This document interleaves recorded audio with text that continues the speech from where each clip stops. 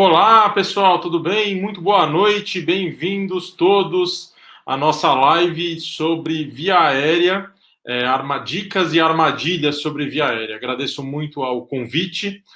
Meu nome é Virgílios, eu sou cirurgião geral e cirurgião de cabeça e pescoço, sou professor da Sanar e atualmente eu sou coordenador do conteúdo cirúrgico da Sanar. O pessoal pediu para eu falar hoje, então, sobre esse tema, que é um tema bastante pertinente sempre, especialmente nos tempos em que vivemos atualmente, e é um tema muito, muito relevante para qualquer médico, né? A intubação orotraqueal, a garantia da via aérea é um ato médico, é uma coisa que o médico está capacitado a fazer, e quando você é a pessoa mais experiente do plantão ou do hospital e o paciente precisa de via aérea garantida, se você não conseguir obtê-la, a responsabilidade é sua e o paciente morre em poucos minutos, né? Às vezes não dá tempo de chegar à ajuda.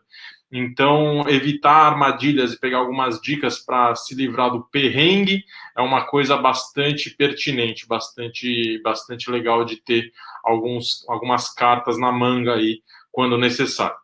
A ideia aqui é a gente fazer um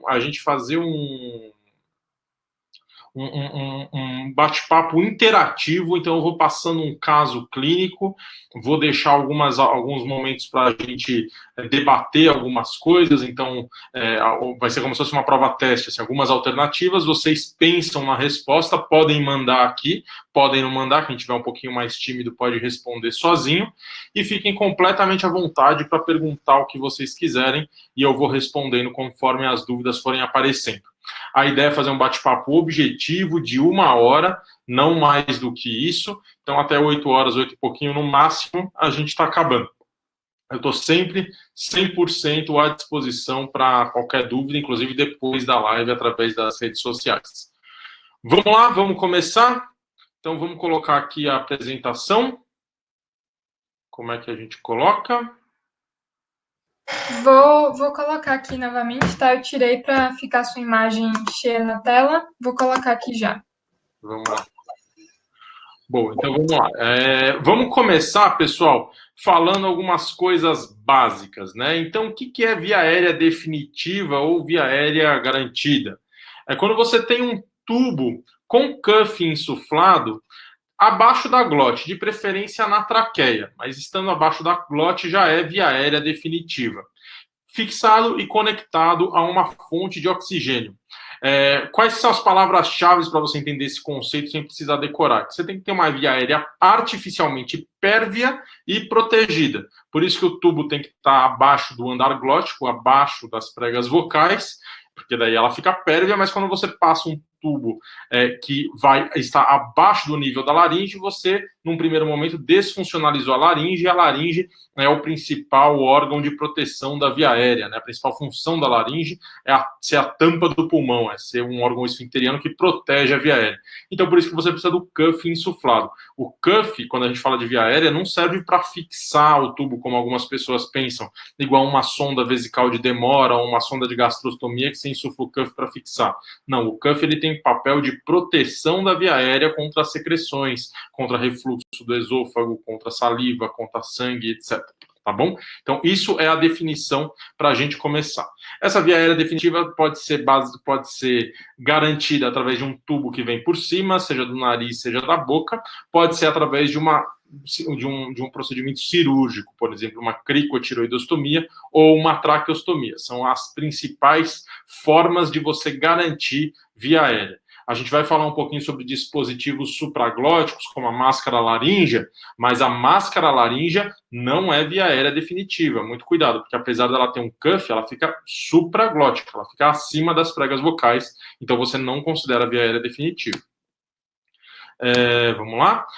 Bom, então as principais indicações de se obter uma via aérea definitiva é um paciente que esteja em insuficiência respiratória aguda ou evoluindo para, um paciente que tem evidência de obstrução da via aérea, sendo que nesse caso possivelmente você vai precisar fazer uma garantia de via aérea através de cervicotomia, através de uma via aérea cirúrgica, quando o paciente tiver rebaixamento de nível de consciência, ou quando o paciente tiver outros motivos, além do rebaixamento de nível de consciência, para broncoaspiração. Por exemplo, paciente com uma HDA importante, com vômitos incoercíveis, com qualquer coisa que esteja fazendo com edema de laringe, com sangramento da via aérea, qualquer coisa que esteja acontecendo que ele corre o risco de broncoaspirar, também está indicada a via aérea. Tudo bem? Vamos lá? Alguma coisa, alguma novidade? Não, saiu o jogo, né? Bom, o que é via aérea difícil? A definição da American Society of Anesthesiology, né, da ASA, eles definem como via aérea difícil uma via aérea em que um anestesiologista convencionalmente treinado experimenta dificuldade para intubação ou ventilação, tudo bem? Então, olhem que interessante, né? O anestesista devidamente treinado é o cara que intuba quase todo dia, né? Então, isso é interessante, essa definição, porque muitas vezes o que a gente chama de via aérea difícil não é via aérea difícil. Às vezes, falta só ou um pouco de prática, que realmente vai de cada um, mas algumas dicas, e são essas as dicas que eu quero explorar com vocês, elas podem transformar uma via aérea que parece difícil numa via aérea fácil. Isso acontece com frequência. Eu dou plantão, eu acabei não me apresentando muito, desculpa, deixa eu até retomar isso. Eu sou cirurgião de cabeça e pescoço, cirurgião geral. Minha formação é lá na Universidade de São Paulo e atualmente eu sou assistente do Hospital Universitário da USP. E lá eu dou plantão, eu faço a parte de cirurgia de cabeça e pescoço, mas eu dou plantão no pronto-socorro e quando chega alguma bucha de via aérea, o pessoal costuma me chamar lá, mesmo que eu não esteja no pronto-socorro, para dar uma força. E não é infrequente, o pessoal me chama para falar assim, putz, a gente tem que fazer vem para cá para fazer uma cricotireoidostomia, porque uma via aérea é muito difícil, não está rolando entubar, e com algumas dicas, algumas coisas, você consegue entubar. Tá bom? Você consegue fazer isso. Minha ideia também nessa aula, justamente, é explorar isso, para que coisas que você, em um ponto inicial, você imaginaria que fosse uma via aérea difícil, que ela não seja. Tudo bem? Existem duas situações difíceis numa sala de emergência. Um paciente com dificuldade de intubar é um problema. Agora, um paciente com dificuldade de intubar e de ventilar, esse sim é um problema muito grande. Então, se você tem algumas dicas para conseguir ventilar o paciente, você tem uma possibilidade de ganhar tempo, pelo menos. A coisa fica um pouquinho mais fácil. A gente travou aqui, pessoal? Como é que tá?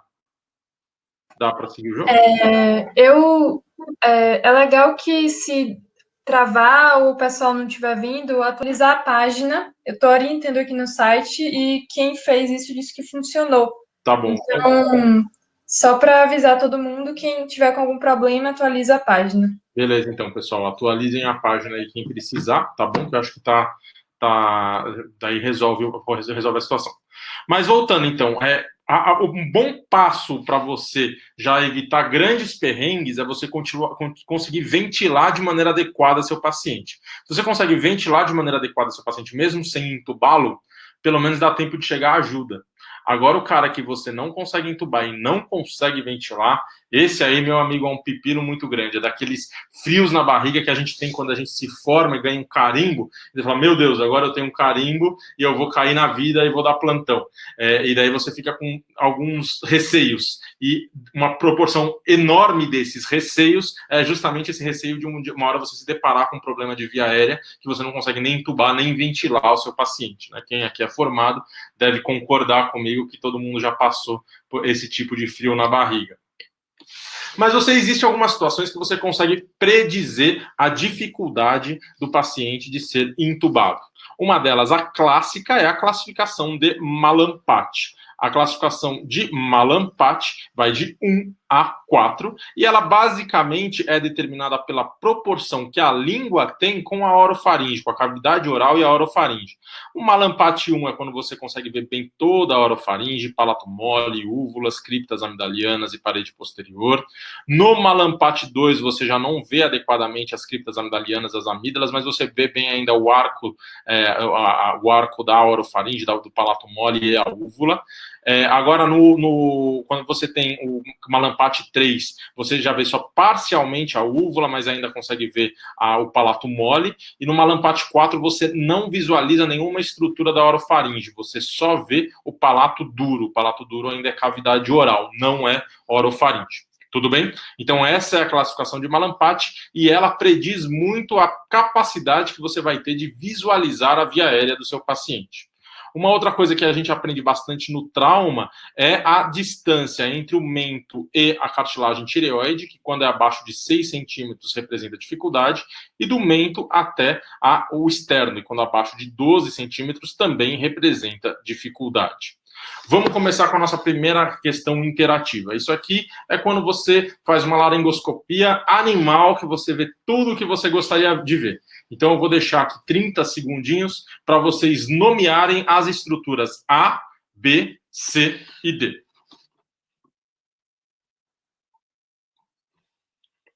Isso aqui é a laringoscopia que você torce para conseguir fazer na hora que você tenta entubar o seu paciente.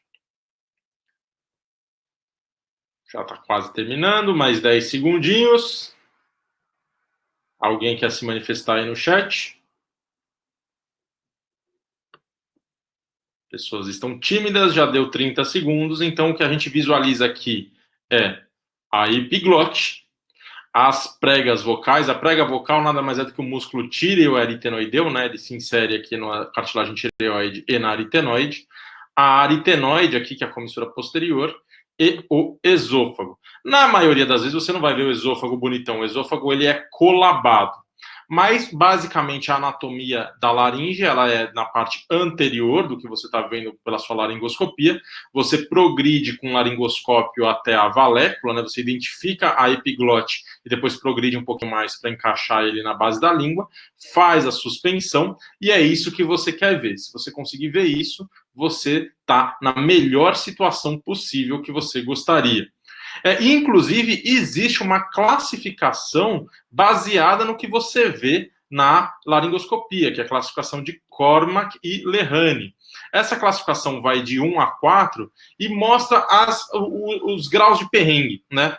Porque a classificação 1 é aquela que é essa daqui. É quando você vê toda a via aérea adequadamente. É um sucesso. Você vê bem as pregas vocais, a parede posterior, a comissura posterior e a comissura anterior da laringe. E daí você passa o tubo com bastante tranquilidade. A situação 2 é quando você não vê as pregas vocais, então você não veria essa parte daqui das pregas vocais. Mas você vê a epiglote e vê as aritenoides. Então você consegue deduzir onde é a via aérea. Porque você está vendo a parede anterior e a posterior, ela está meio fechadinha, você não está conseguindo ver tão bem, mas você consegue estimar onde é a via aérea.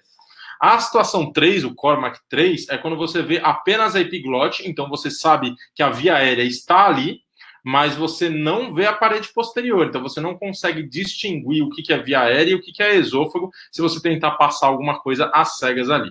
E a situação 4 é a pior das situações, que nem a epiglote você vê normalmente num paciente que tem macroglossia ou microstomia ou um edema de língua, alguma coisa que está dificultando muito a sua visualização e torna a situação mais difícil. Então, vamos agora para um caso clínico, e agora que a gente já estabeleceu alguns conceitos iniciais, e esse caso clínico vai ser a base para a gente discutir as dicas e as armadilhas. Então, homem de 25 anos, obeso, trazido à sala de emergência do pronto atendimento após um trauma moto versus anteparo fixo em alta velocidade sem uso de capacete.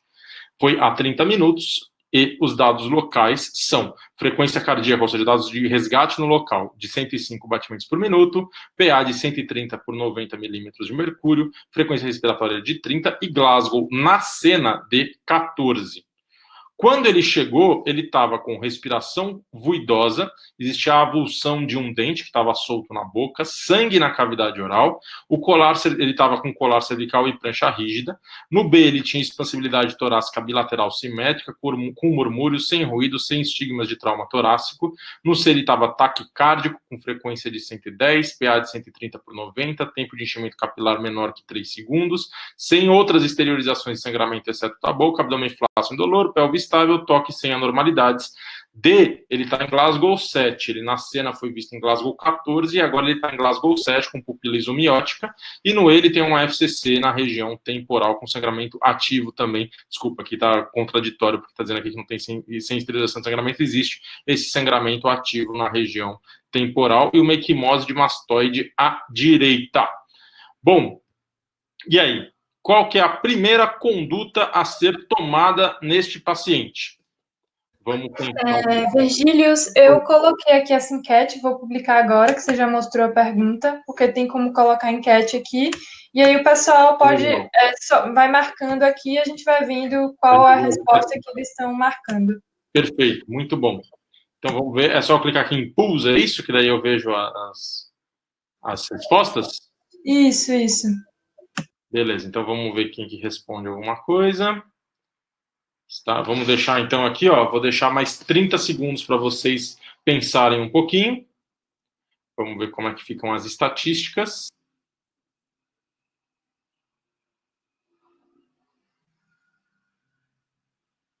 Existe alguma polêmica aí acontecendo, mas não muito grande. Mais 10 segundos, quem quiser pensar alguma coisa e responder, manda pau. Bom, maravilha. A gente teve como resposta, estatísticas que a gente tem aqui agora. A gente tem 28% das pessoas colocaram intubação orotraqueal, 14% passagem de cânula de Guedel, 57% remoção do dente e aspiração da boca com sonda rígida, e ninguém indicou cricotiroidostomia. Sim, a conduta... Tem aqui no chat também, responderam traqueostomia. Tá? Teve uma pessoa que respondeu traqueostomia. Tá? A traqueostomia, neste momento, ela não está indicada. Eu vou explicar um pouquinho melhor sobre por que a gente não faria uma traqueostomia na emergência, tá bom?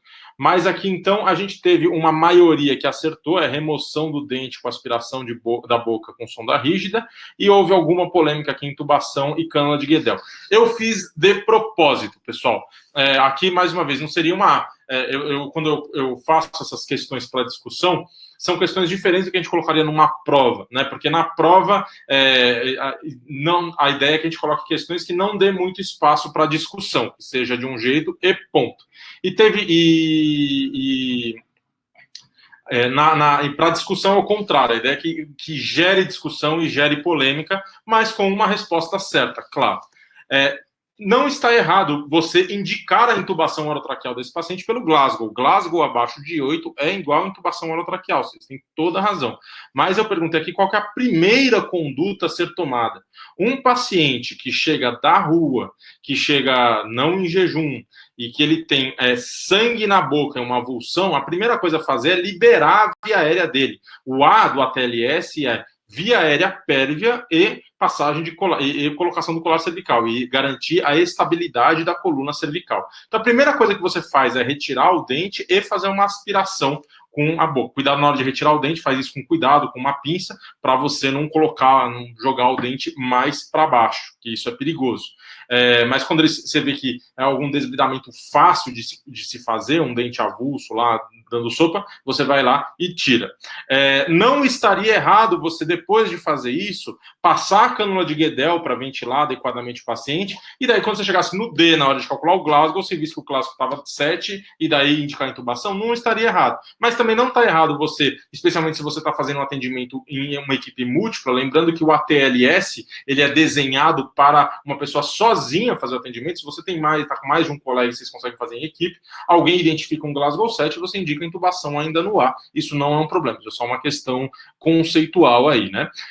Mas a primeira coisa que você faz é liberar essa via aérea, até porque isso vai permitir com que você ventile melhor o seu doente e que você entube melhor o seu doente. Se você for tentar entubar esse paciente sem liberar a via aérea, a chance de você não visualizá-la é mais alta. E aqui está a nossa primeira armadilha. Você não aspirar, você não contar com material para aspirar e remover corpos estranhos da boca na hora que você for entubar e você colocar o laringoscópio sem esse material montado. Isso já é um problema grande que pode fazer o paciente broncoaspirar, piorar a parte da ventilação. Então guardem essa primeira armadilha e a primeira dica. Eu vou explicar por que não crico e por que não tráqueo daqui a pouco, tá bom? Mas então a primeira conduta seria a remoção do dente e aspiração. Após a remoção dos corpos estranhos e aspiração, foi indicada a intubação orotraqueal, e daí foi feita a sequência rápida com etumidato e succinilcolina, e quando você tentou laringoscopar o seu paciente, é isso que você viu. Bom, e agora, o que você faz? Estão aqui as nossas alternativas. Mas rola fazer mais um? Já está aqui, vou publicar. Boa. Já publiquei. Vamos ver, então, aqui as respostas. Então, aqui é uma situação que você está laringoscopando, você vê isso, você não visualiza a via aérea, e o que você pode fazer por esse paciente? A enfermeira, você está tentando laringoscopar, a enfermeira já vai te falando, doutor, está saturando 90, está saturando 85, está saturando 80, está saturando 75. E aí? Vamos deixar mais uns 30 segundinhos para vocês pensarem, vamos ver aqui o que temos de polêmica. Se vocês discordarem de alguma coisa que eu falar, ou ficarem em dúvida, colocaram uma coisa e não forem devidamente convencidos pelo que eu respondi, a gente está aqui completamente aberto à discussão. A ideia é fazer uma discussão mais do que ficar vomitando o conteúdo, tá bom, pessoal? Então podem tirar as dúvidas que vocês quiserem. Mais 5 segundinhos para alguém decidir. Beleza. Bom, então aqui o que a gente tem de estatística é que ninguém tentou passar o tubo às cegas, da maneira como eu coloquei, já dava essa dica de que provavelmente não era isso, né? A maioria das pessoas colocou retirar o laringoscópio e ventilar, perfeito. Intuba com o bugie, eu vou explicar por que não. O bugie tem a sua indicação, sim, eu já explico ela melhor. E teve alguns colegas um pouco mais agressivos, do meu estilo, cirurgião de cabeça e pescoço, que já meteram uma cricotireoidostomia nesse paciente. Ainda não. Segura a mão de fazer a cricotireoidostomia desse paciente. A cricotireoidostomia não é um procedimento inócuo, livre de problemas. A conduta é essa, é retirar o laringoscópio e ventilar adequadamente o seu paciente. Então, e agora o que você faz? Retira o laringo e ventila. Bom, então vamos começar com algumas dicas para otimizar a ventilação do seu paciente. Ele é um paciente que você não conseguiu visualizar a via aérea, mas talvez ele seja um paciente que ventile de maneira adequada. Quando a gente faz a sequência rápida de intubação, o melhor dos cenários é que você não ventile esse paciente, né? Que você não ambuse, porque o paciente não veio em jejum para subir na moto. Né, ele veio para ser. Ele estava na moto e teve um acidente. Então, ficar ambusando e ventilando o paciente pode ser ruim, o paciente pode broncoaspirar. Mas, às vezes, é o que dá para fazer. Então, você não viu nada da via aérea, você não deve passar o bugie, como algumas pessoas colocaram. Eu já vou explicar melhor para que serve o bugie, mas o bugie é um instrumento um pouco perigoso, né? O bugie é um instrumento comprido, feito de silicone, que tem uma ponta curvada, e você, às vezes, consegue chegar na via aérea por ele e depois passar o tubo por ele. Mas, se você não vê nada da via aérea, existe uma chance muito alta de você acabar fazendo uma intubação com bugie no esôfago, e o bugie no esôfago, ele pode, inclusive, rasgar o esôfago e lesar. O bugie é um instrumento perigoso. Então, muito cuidado. Você, numa situação dessa, vai tentar otimizar a ventilação do seu paciente. Existem algumas manobras que você pode fazer. Numa situação não trauma, você pode fazer o chin lift, que é hiperestender um pouco o pescoço, deixar o queixo elevado. Isso não dá para fazer com o paciente com colar cervical. Lembra que o A envolve via aérea e estabilização do colar cervical.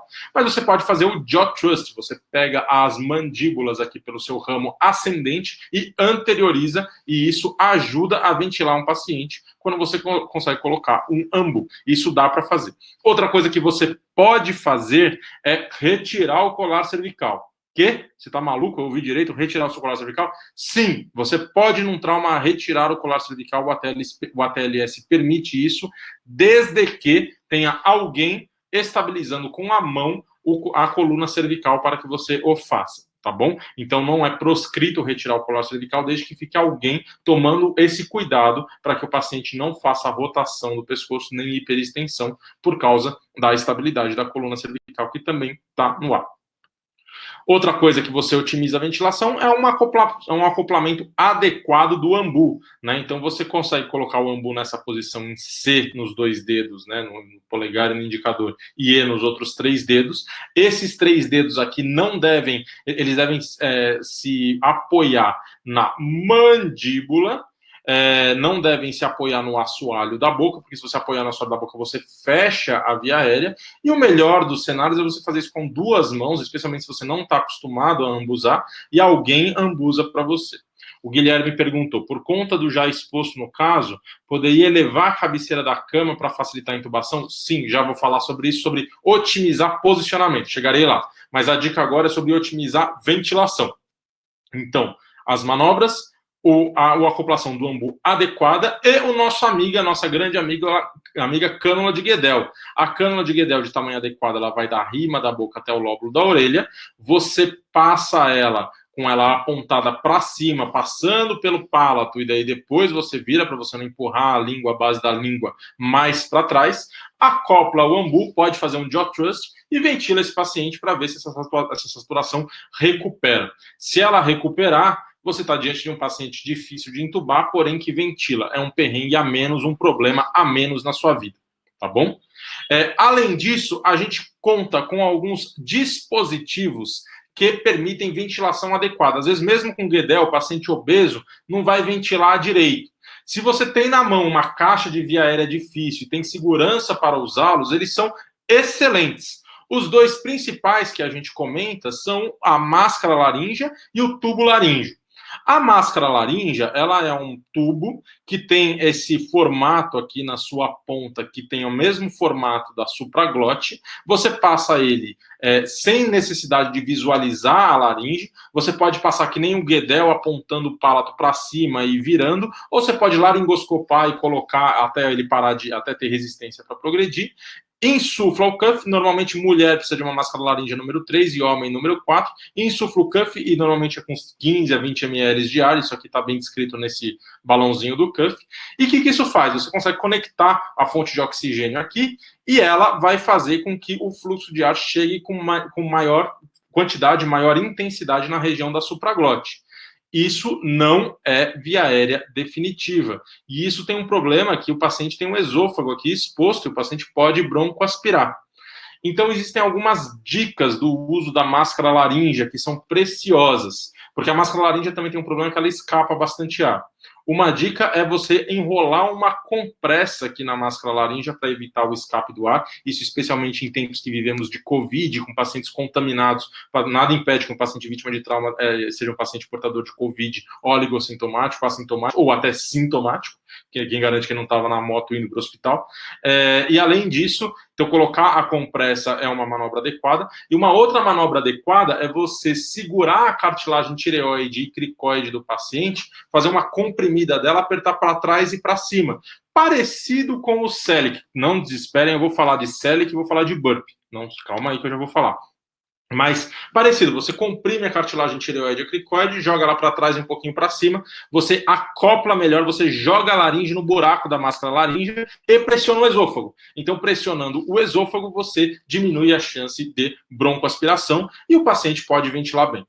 E um outro recurso legal de ventilação supraglótica que você pode usar nesse momento é o tubo esofágico, que ali tem literatura que chama isso de tubo laríngeo, tem literatura que chama isso de tubo esofágico. Existe uma marca desse que é o Combitube, né, que o pessoal fala que também é a mesma coisa.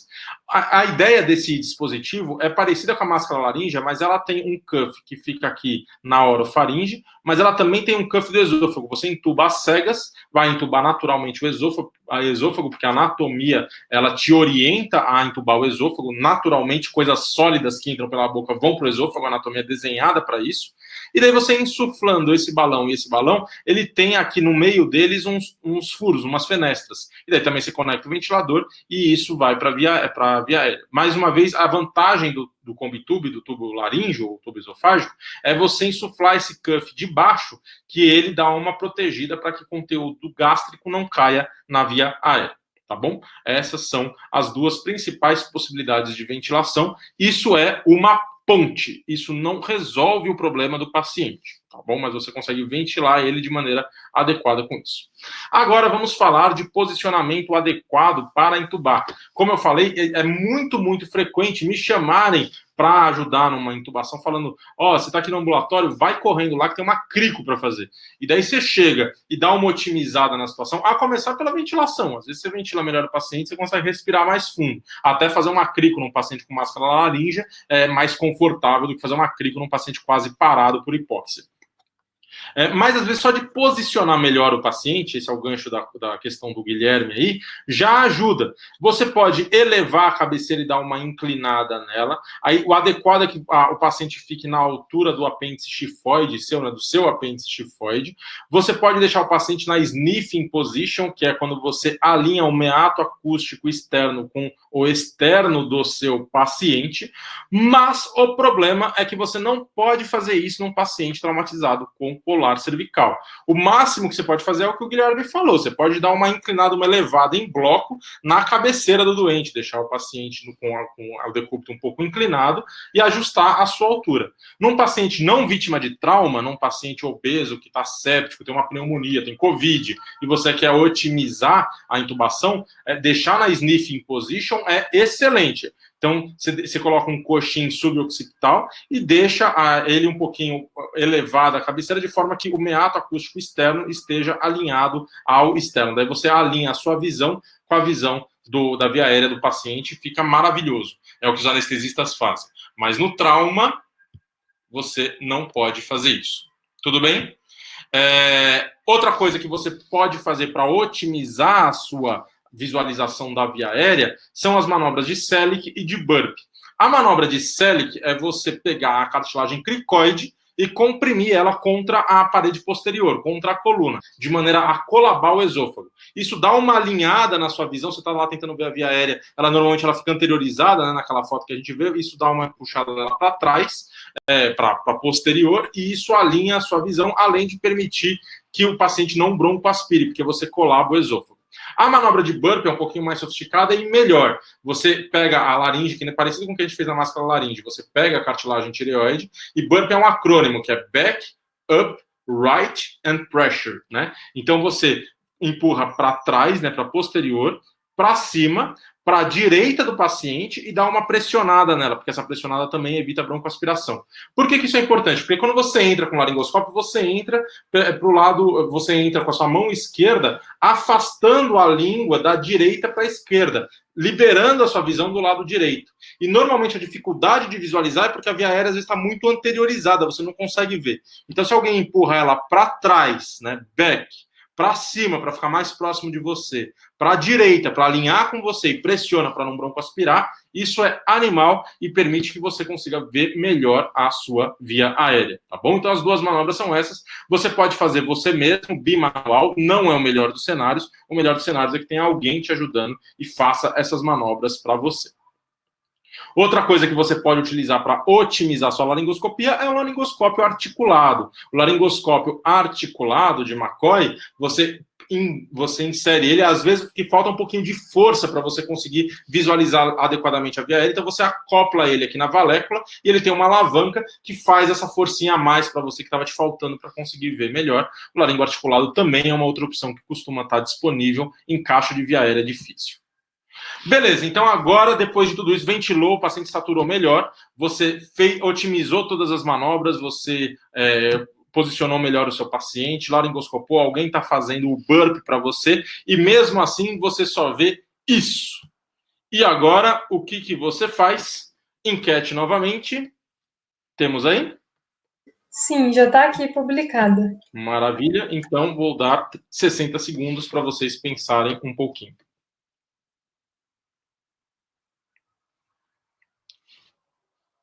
Vamos lá ver as respostas. Então, o que você pode fazer para esse paciente? Você volta a ventilar ele, fala assim, não estou vendo via aérea, volta a ventilar, passo o tubo, uso o bugie ou indico a crico?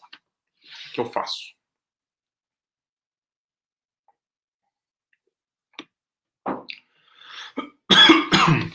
Vamos lá, está quase acabando o tempo. Pensem mais um pouquinho, mais 15 segundinhos.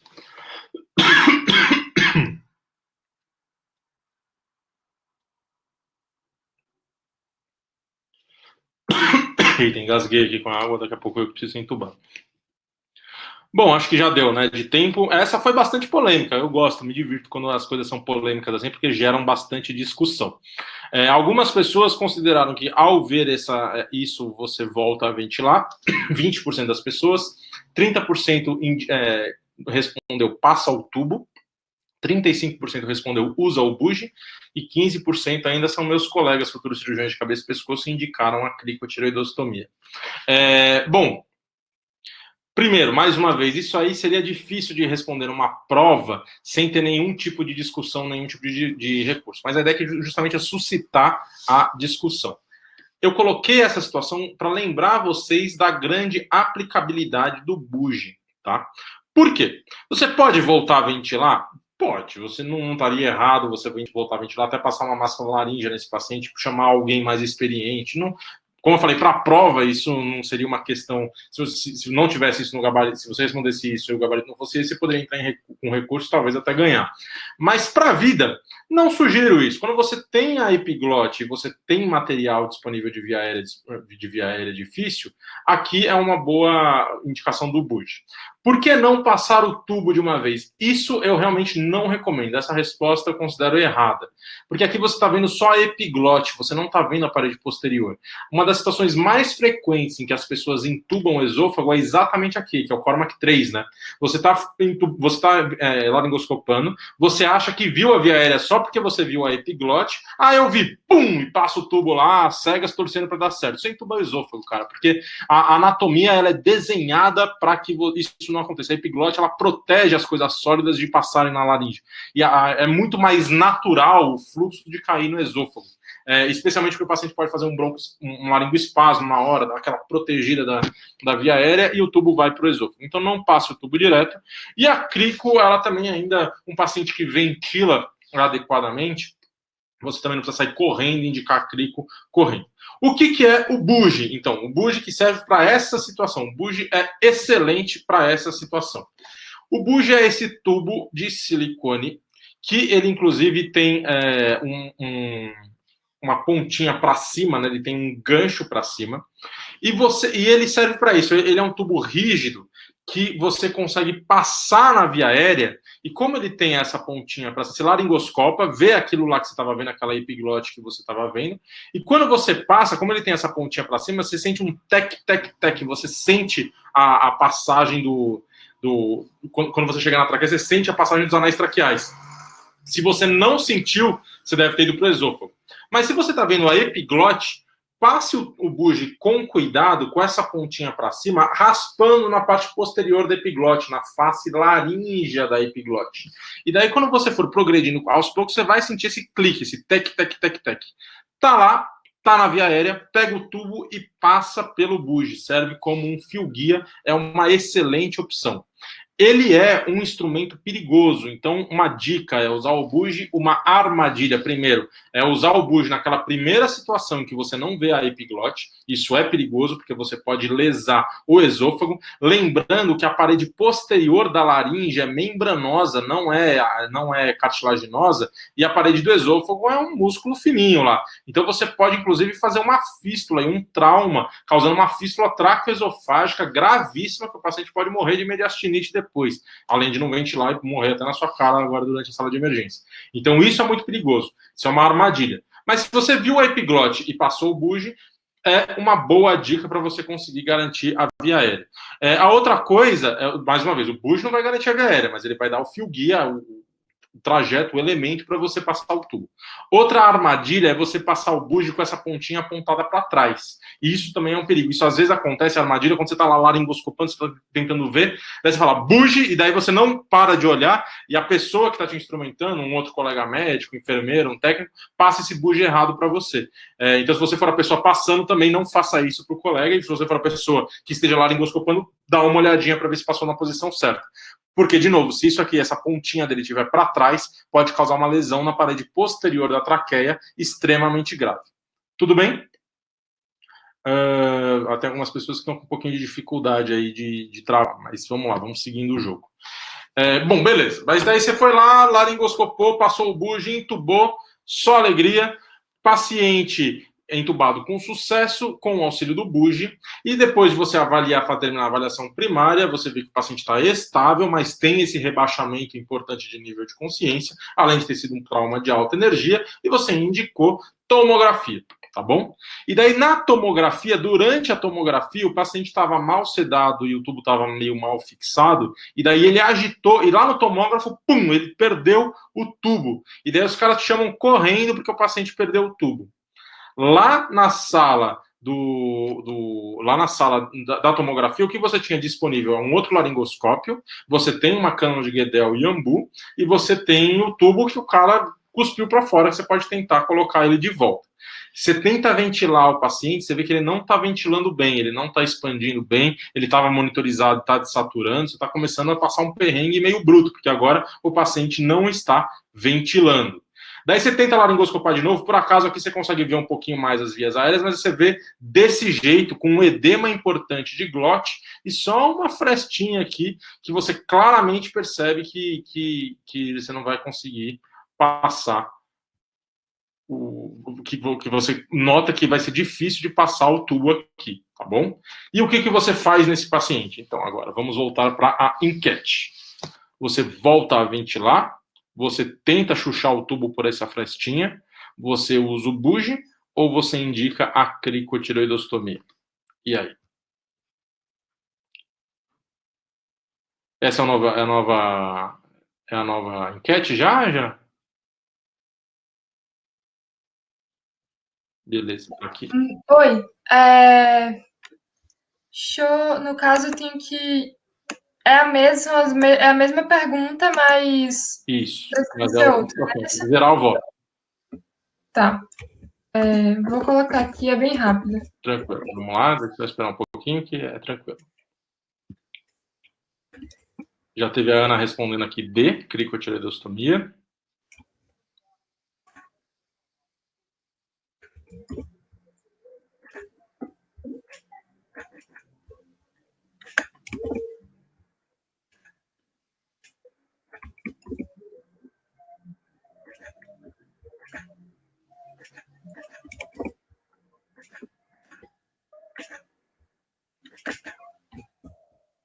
Algumas pessoas, a Fernanda respondeu crico, a Helenice respondeu B, passar o tubo.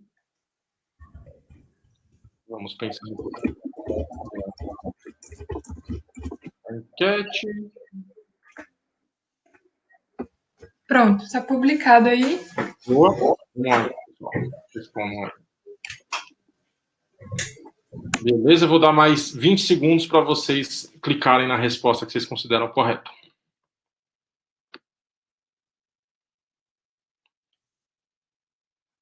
Tudo bem, mais 10 segundinhos. Decidam quem não pode. Lembra que na hora você vai ter que tomar uma decisão, né? Esses são aqueles perrengues que qualquer um pode passar na vida, né? Não estou desejando mal para vocês, mas pode acontecer. E na verdade estou desejando bem, porque eu espero que vocês estejam bem preparados para uma situação dessa e desejando o melhor para os pacientes também. Então, beleza. Deu aqui, ninguém colocou voltar a ventilar, ótimo, porque voltar a ventilar seria difícil. Passar o tubo, tentar chuchar o tubo aqui, 26% das pessoas colocaram, 5% das pessoas colocaram para usar o buge e 68% das pessoas indicaram a cricotireoidostomia.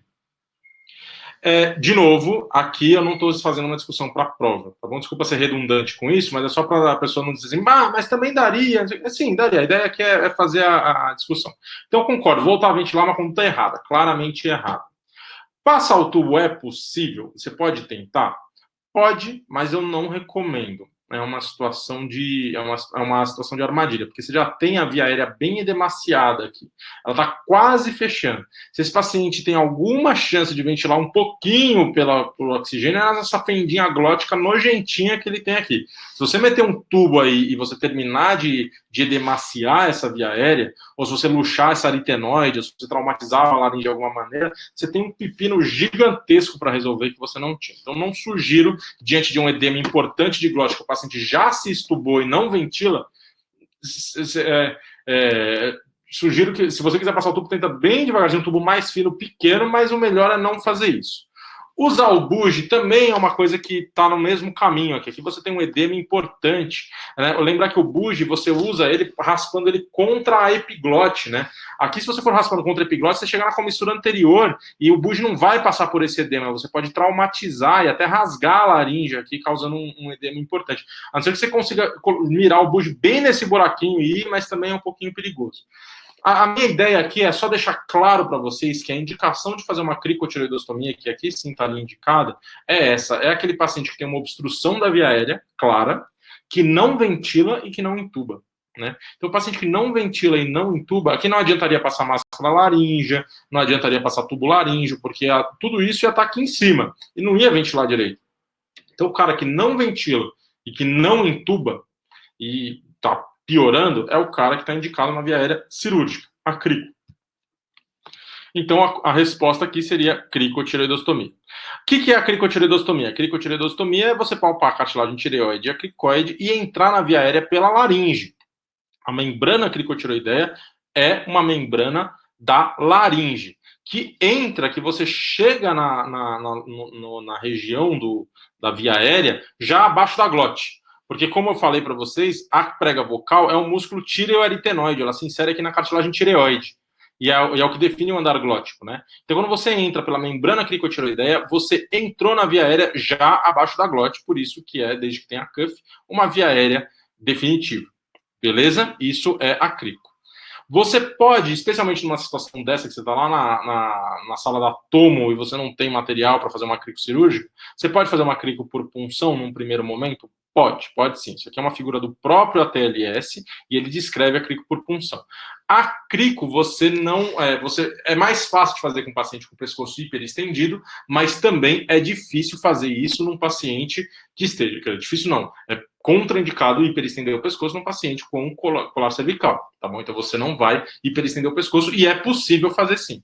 Você palpa a cartilagem tireoide, palpa a cartilagem cricoide, aposto que agora tem um monte de gente na sua própria casa palpando, isso é normal e é ótimo que faça, e daí você consegue sentir entre você mesmo na cartilagem tireoide e na cricoide, você sente um espaço. Esse espaço, diferente do que as pessoas acreditam, não é fofinho, não é uma almofada, assim, um ponto que flutua. Ele é só um espaço, um recesso entre a tireoide e a cricoide. Quando você corta e disseca, ele é fofinho mesmo, é uma membrana, mas por cima da pele ele não é uma membrana, ele é só um recesso. Mas daí você sente esse recesso, você pega uma agulha, um gel com uma seringa, coloca nessa seringa algum líquido. Se o paciente está acordado, você pode colocar lidocaína para anestesiar, para o paciente colaborar melhor. Um paciente que já está sedado, como essa situação, ou um paciente praticamente parado, você pode colocar só soro fisiológico. Funciona aquilo lá, entra aspirando para baixo, né, oblíquo 45 graus, apontando para a direção caudal, e conforme você vai aspirando, na hora que vier bolha de ar, pumba, você está na via aérea, sucesso, só alegria. Só alegria em termos. Por quê? Porque isso aqui ventila mal pra caramba, tá? Ventila melhor do que seria com ambu naquela situação, mas aqui você teria que colocar... Existem alguns kits que já deixam um acoplador aqui com uma mangueira de oxigênio que você poderia acoplar, senão você tem que pegar uma e dar uma adaptada, alguém ficar segurando, e você ventila e tira. Aqui é importante que também quando você coloque a ventilação, você não deixe e leve o paciente para tomo só com o oxigênio daqui, senão vai fazer barotrauma no paciente. O paciente tem que fazer aquela regrinha dos 3-1. Ventila 1, 2, 3, tira a mangueira. 1, 2, 3, tira a fonte. 1, 2, 3, tira a fonte. E isso é só uma ponte para você fazer a cricotireoidostomia cirúrgica. Ela não resolve de maneira definitiva, isso não é via aérea definitiva. E experiência própria, o ATLS diz que você pode fazer isso até 45 minutos. Não é 45 minutos. Especialmente um paciente com via aérea difícil, ele ventila super mal. Isso aqui é um desespero, assim, dá uma melhoradinha na saturação para você poder indicar a crico logo. Então, você leva esse cara correndo de volta para a sala de emergência ou até para o centro cirúrgico, se tiver no jeito, e daí você faz a cricotireoidostomia cirúrgica nesse doente o quanto antes. Mas, então, isso realmente isso é crico por punção. Uma outra função que você pode fazer a crico por punção, a cricotireoidostomia é isso. Qualquer situação de edema de glote, então, uma anafilaxia, um corpo estranho, alguma coisa, são outras situações que você pode fazer a crico. Situação que o paciente tem uma insuficiência respiratória obstrutiva que não intuba e não ventila. Uma outra coisa que existe em alguns lugares é esse kit de cricotireoidostomia percutânea. Hospitais com estrutura grande o suficiente, que tenham um material de via aérea difícil, eles têm esse material.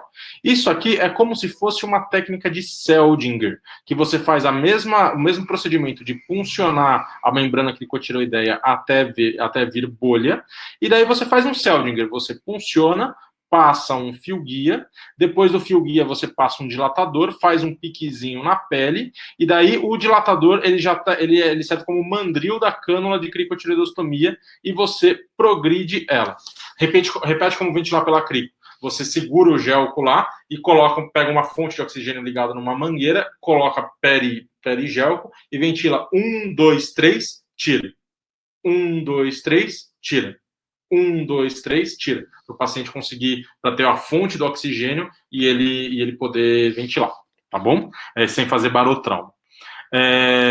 E mais uma vez, né, especialmente o paciente obeso, que expande mal, que esteja com algum bloqueio, ele vai ventilar super mal com isso, né? Não é que nem o Ambu, que você consegue jogar um baita fluxo feliz. É um negócio que só vai permitir que chegue um pouquinho de oxigênio para não parar por hipóxia, tá bom?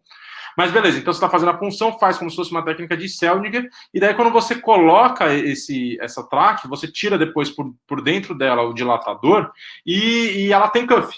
Então a crico por punção desse jeito, a crico por percutânea, ela é uma excelente opção. Aqui eu fui dando print screen de um vídeo que tem no YouTube, vocês conseguem pegar isso no YouTube, é um videozinho de 1 minuto, para mostrar como é que faz uma cricotireoidostomia percutânea, tá bom? E é muito parecido. Quem está habituado a fazer uma técnica de Seldinger consegue fazer a mesma coisa. Tireoide, cricoide, e faz a técnica de Seldinger para passar catéter venoso central. Aqui é a mesma coisa, tá? Isso é uma boa ideia para quem tem muita mão para passar central, está muito habituado com a técnica de Seldinger, mas não tem muita mão como cirurgião. Normalmente, alunos, médicos, colegas que são clínicos, estão acostumados a dar plantão de sala de emergência, na UTI, e tem essa mão. Então, essa é uma excelente opção. Nós, cirurgiões, então, quem aqui eventualmente for residente de cirurgia geral, ou quiser fazer cirurgia, ou seja, cirurgião de outra especialidade, a gente tem mais facilidade, mais familiaridade para fazer a cricotireoidostomia cirúrgica de uma vez. A cricotireoidostomia cirúrgica tem um videozinho aqui que não rodou bem, eu vou compartilhar minha tela com vocês. Esse vídeo é um vídeo que eu fiz para lá para o hospital universitário, é um vídeo institucional que o meu chefe lá, o Dr. José Pinhata, ele me autorizou a usá-lo aqui nessa aula com a devida referência, e eu vou mostrar para vocês como faz a crico cirúrgica. Essa crico cirúrgica é um videozinho de 2 minutos que mostra com materiais do dia a dia. Digamos que você não tem a cânula de traque, como é que você faz com o que você tem no hospital fácil, tá bom? Então, vou compartilhar a minha tela com vocês e vou colocar o vídeo. 2 minutinhos, pessoal. Cricotireoidostomia. Os materiais necessários para a paramentação são face shield, óculos de proteção, gorro, máscara N95, luvas e avental impermeável. O material necessário para a realização da cricotireoidostomia é lâmina de bisturi número 11, pinça de Halsted de ponta curva, bugie, tubo endotraqueal número 6,5 com cuff, seringa, conector com filtro. Para realizar o procedimento, identifique os reparos anatômicos: a cartilagem tireoide, a cartilagem cricoide, a linha média da região cervical anterior e palpe entre a tireoide e a cricoide, a membrana cricotireoideia. Realize uma incisão longitudinal, estabilizando com a mão não dominante a laringe e a incisão da tireoide até a cricoide. Depois realize dissecção do tecido subcutâneo até a visualização e palpação adequada da membrana cricotireoideia. Realize, então, uma incisão na membrana cricotireoideia no sentido transverso. Dilate a incisão feita com o cabo do bisturi. Passe o bugie para guiar o trajeto.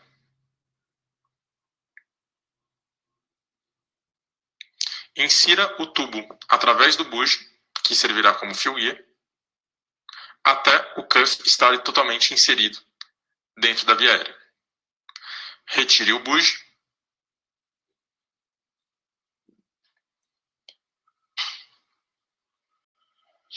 Insufle o cuff. Conecte o tubo a um sistema fechado com conector com filtro, avaliando capnografia e expansibilidade torácica. Não se esqueça de fixar o tubo.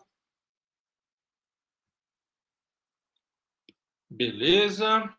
Parar de compartilhar minha tela. Vamos voltar para os slides. Algumas dicas aqui da cricotireoidostomia, que a gente fez naquele modelinho, é o seguinte: a principal dificuldade não é encontrar a via aérea. A via aérea você encontra, normalmente quando você faz a cricotireoidostomia, a anatomia não aparece linda que nem você vê no Néter, né? Deixa eu deixar nessa tela por enquanto. Mas não aparece aquele negócio lindo que nem você vê no Néter, que você vê a tireoide, a cricoide maravilhosa. Não, você não vê, mas o seu dedo vê. Então faz a incisão, e é melhor fazer a incisão longitudinal mesmo, porque você chega na linha média bonitinho, daí você mete o dedão lá, porque se você já consegue sentir aquele espaço por cima da pele, imagina vencendo a pele subcutânea. Com o dedo você sente para cima tireoide, para baixo cricoide, então daí você sente bem a membrana. Apesar de você não ver bonitinho, o seu tato permite que você veja isso. Faz a incisão, e a incisão na pele, você pode fazer uma incisão transversa ou longitudinal. É mais fácil fazer longitudinal, mas não é errado fazer transversa, fica mais estético. Mas na membrana cricotiroideia, faça uma incisão transversa, tá bom? Porque o eixo da membrana cricotiroideia, ele é transverso. Pum, furou, amplia, vira o cabo do bisturi, ou você pode usar um Kelly, um mosquito, mas medicina de guerra, vira o cabo do bisturi, está sozinha, enfia o cabo do bisturi lá, dá aquela chuchada, né, com perdão do termo, mas dá aquela dilatada boa, e daí passa um bugie e um tubo. O tubo, na verdade, o tubo 6, 6,5, ele pode ser até um pouquinho grande. O ideal é, às vezes, passar até um tubo menor, 5,5, 6 no máximo. Porque a maior dificuldade é você passar o tubo pela aquele buraquinho pequeno. Isso realmente é um pouco difícil de fazer. É a hora que o negócio dá ruim, é aí, né?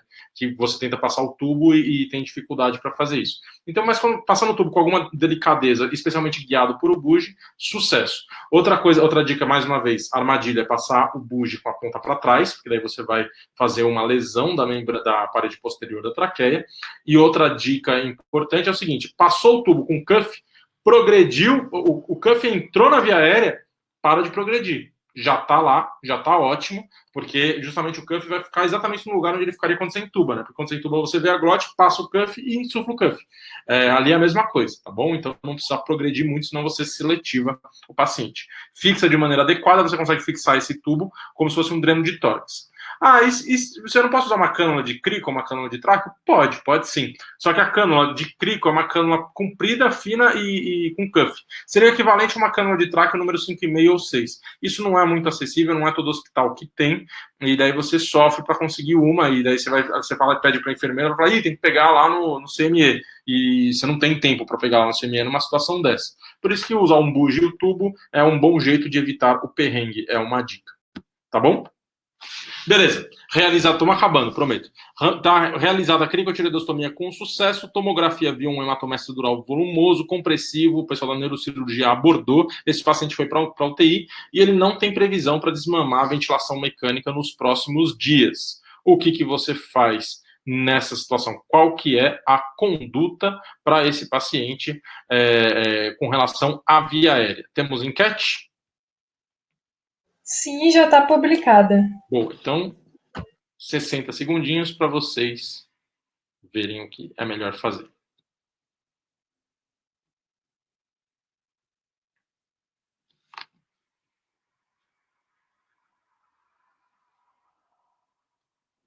Isso aqui acredito que não dê tanta polêmica assim, é só para lembrar isso, tá? Mais 20 segundinhos.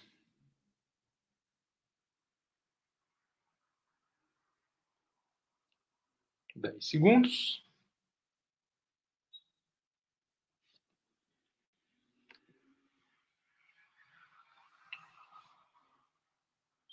Bom, beleza. Então, tivemos 7% das pessoas que falaram manter a cricotireoidostomia e a maioria realizar a traqueostomia. 93% realizar a traqueostomia. Então, e aqui eu coloquei isso de propósito para vocês lembrarem. Um paciente com crico não está resolvido para sempre o problema dele. A cricotireoidostomia, como eu falei, é você acessar a laringe, a via aérea através da laringe. E a manipulação cirúrgica da laringe, especialmente um corpo estranho lá na subglote, é extremamente deletério e o paciente pode fazer estenose subglótica depois. E é uma coisa extremamente difícil de tratar. Além disso, o buraquinho é pequeno e tem um tubo nojentão saindo do pescoço, né? Você pode até trocar por uma cânula de tráqueo, mas a chance de perder e você repassar com sucesso é menor do que com uma cânula de traqueostomia. Então, um paciente com crico que não tem prognóstico de extubação nas próximas 48 horas, você converte essa crico para uma traqueostomia. Leva para o centro cirúrgico, daí não é mais uma situação de emergência, e você converte isso para uma traqueostomia. A mesma coisa vale para o paciente entubado, mas aí o paciente entubado não precisa ser 2 dias. O paciente entubado por 7 a 10 dias, o problema justamente é o cuff na região subglótica, e o paciente pode fazer uma estenose subglótica, daí você converte isso também para uma traqueostomia para ele não fazer essa estenose, porque isso é muito difícil de tratar depois. Isso acontece porque o cuff ele fica lá insuflado contra a parede da região subglótica, e isso causa uma isquemia, uma fibrose e estreita.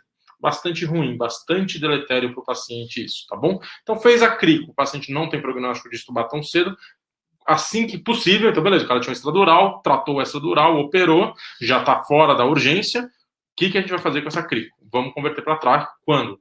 Que horas que pode? Quem que é o cirurgião que vai fazer? Tem que programar isso. Você, como médico do paciente, tem que estar atento a isso. Não, isso é uma coisa que a gente faz, às vezes, como médico, sem querer. A gente tem que tomar cuidado para não fazer. Já passou a emergência, dá aquela relaxada, fala, pepino resolvido. E esquece dos outros cuidados pertinentes para o paciente, tá bom? Então, a armadilha é essa e a dica é indicar a traqueostomia sempre que possível. Então, aqui, indicar a traqueostomia. Por fim, últimos 2 slides para falar um pouquinho de outras armadilhas. Uma armadilha é o paciente que tem a câncer de cabeça e pescoço. O paciente tabagista, etilista, com perda ponderal, disfonia, está cuspindo sangue. Se esse paciente tem desconforto respiratório, então paciente com estigmas de câncer de cabeça e pescoço, ou que esteja já tratando, ou que tem um fator de risco importante, especialmente o paciente tabagista e etilista. Se ele vem com estigmas de desconforto respiratório de padrão obstrutivo, e o padrão obstrutivo se dá por estridor ou por ronco, ou seja, se o paciente se queixa que ele está com dificuldade de respirar, ele deita, piora a dificuldade. Tudo bem, ele é tabagista, pode ter um DPOC ferrado. Pode, mas você ausculta e você vê um padrão de ronco, de obstrução, esse cara é uma bomba relógio. Esse paciente, às vezes ele tem um tumor já fechando bem a via aérea, e fazer a intubação desse paciente pode ser super difícil, porque você pode laringoscopar e se deparar com um tumorzão na sua cara que impede a intubação, e às vezes fazer a crico desse paciente pode ser muito difícil, porque se ele tiver um tumor de laringe, a membrana cricotireoideia é uma estrutura da laringe, você pode fazer a cricotireoidostomia e cair no meio do tumor e não conseguir garantir a via aérea desse paciente. Tá? Então, é um paciente que você acaba sendo liberal, um paciente com estigmas de câncer de cabeça e pescoço, que esteja com um padrão de desconforto respiratório de caráter obstrutivo. Claro que se der tempo você faz uma tomografia, vê que pé que está a situação, mas a gente tende a ser liberal na indicação de fazer a traqueostomia desse paciente, e a traqueostomia desse paciente é realizada sob anestesia local. Então você faz com lidocaína mesmo e faz a traqueostomia com esse cara, o que torna a situação mais desafiadora, especialmente se ele já tiver um desconforto importante, que ele não vai tolerar decúbito, às vezes tem que fazer com o paciente sentado, ele tosse na hora que você mexe na traqueia, ele agita, o paciente em hipóxia, ele fica agitado. Então é uma situação mais difícil, e é ideal que seja feita por uma pessoa que tem experiência em fazer traqueostomia, né? Então a traqueostomia é uma competência de qualquer cirurgião geral. O cirurgião geral sabe fazer traqueostomia, mas aí chame a pessoa que tiver mais experiência para fazer isso, desde que dê tempo. Não estou dizendo que é contraindicado tentar entubar esse cara ou fazer uma crico, não estou dizendo isso, mas se prepara para uma treta, porque esse cara, pode ser que você tente laringoscopar e veja o tumor, daí não é adequado você tentar passar o tubo porque pode sangrar, e numa emergência faz a crico, mas o ideal é não esperar ele chegar nessa emergência e ser mais liberal para indicar a traqueostomia sempre que possível. Por que não fazer a traqueostomia na emergência? Eu prometi que eu ia falar sobre isso e acabei não falando. A traqueostomia é um procedimento mais sofisticado do que a cricotireoidostomia, ela demora mais. Né? Acessar a via aérea pela cricotireoidostomia, você passa pele subcutânea, tem uma façazinha lá pré-traqueal e pum, você está na via aérea. Na traqueia, para você chegar a acessar a via aérea pela traqueia, você passa pele, subcutâneo, platisma, músculos pré-tiroidianos, tem o istmo da glândula tireoide que sangra pra caramba, você tem que lidar com esse istmo da glândula tireoide, seja fazendo uma istimotomia, seja fazendo uma istimectomia, ou seja, tracionando ele para cima, tem que ligar a veia tiroidiana inferior e aí você chega na traqueia. Uma pessoa experiente faz uma traqueo que não for muito difícil em uns 5 a 10 minutos. Um R1 que está aprendendo, que a gente vai lá na H1 ensinar o cara a fazer, ele faz em 25 minutos, meia hora uma traqueo às vezes. Não é um contexto passível de emergência, né? Então, você até pode fazer uma traqueo na emergência, isso é uma aula mais para a especialidade, para quem for cirurgião mesmo. Você faz um lanho no pescoço gigantesco, afasta com os farabefes, dá uma pegada no istmo da tireoide lá para ver se ele não sangra e faz uma traqueo de qualquer jeito. Fica uma coisa horrorosa, cena de filme de terror. Não é bom fazer traqueostomia na emergência, é melhor fazer a cricotireoidostomia. Tá bom? Mas um paciente como esse, o ideal é evitar que ele chegue nessa situação de emergência e faça uma traqueostomia com anestesia local. Tá? E a outra situação que eu não poderia deixar de falar é o paciente COVID. As armadilhas de um paciente com COVID, primeiro que o paciente tem muito baixa reserva pulmonar, então ele satura muito rápido, e ele é um paciente altamente contaminante, né? E como ele é muito contaminante, você deve se atentar muito à paramentação, não negligencie a paramentação de toda a equipe, mínimo de pessoas possível dentro da sala, e o ideal é que você evite ambusar isso aí, porque isso aerosoliza a secreção da via aérea e aumenta a chance de contaminação. Então a ideia é entubar com sequência rápida. Você considera que o paciente a via aérea é difícil até que se prove o contrário. Isso não é que o paciente com Covid é via aérea difícil, mas como ele tem muito pouca reserva e você não pode ficar ambusando esse paciente, o ideal é não ambusar, você se prepara todo para fazer como se fosse uma via aérea difícil, usar o bugie e tudo mais. E a ideia é que você deixe o sistema fechado o tempo todo. Existe inclusive uma dica legal para você usar fio guia no tubo ou bugie no tubo com o sistema fechado, que é o seguinte: você pega o êmbolo de uma seringa, coloca ele na tampinha do tubo lá, o êmbolo da seringa de 20 ml, ela se encaixa direitinho na boquinha do tubo.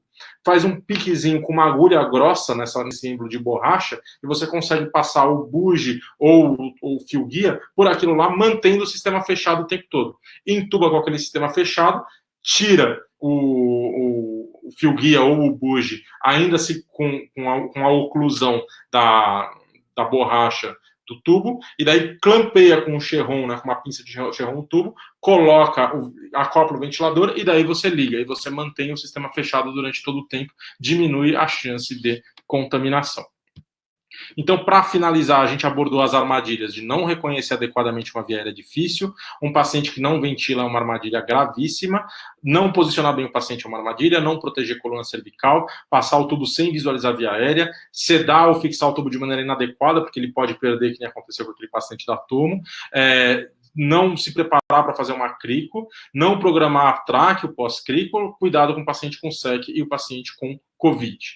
As dicas principais foram avaliar direitinho os preditores de via aérea difícil, otimizar o máximo possível sua ventilação, posicionando bem e usando os dispositivos, Guedel, Ambu, supraglóticos, né, como o tubo laríngeo ou o tubo esofágico, otimizar a laringoscopia da melhor jeito possível, usar o bugie de maneira adequada, cuidado para não tigrar com o bugie, e indicar a crico por punção como ponte para a crico cirúrgica, indicar a traqueostomia de maneira mais liberal no paciente com SEC de cabeça e pescoço e os cuidados com COVID.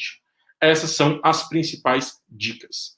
Mais uma vez, eu estou sempre à disposição para dúvidas, aqui, agora, ou à distância depois via redes sociais. Inclusive, eu vou passar aqui o meu canal da rede social, que é esse aqui, Virgílios Neto, meu Instagram. Dúvidas? 1h08 de live, conforme prometido. Isso. Muito obrigada aí, professor, pelo seu tempo. Uma super aula. A gente vai disponibilizar a live no YouTube depois, para quem quiser ver. Com certeza a gente vai mandar para o pessoal também. Algumas pessoas perguntaram aqui no privado, né, se ia ficar gravado. Sim, vai ficar, e a gente vai mandar para vocês, tá? Maravilha, então. Boa noite a todos, muito obrigado pela atenção, pela presença e pelo convite. Até a próxima.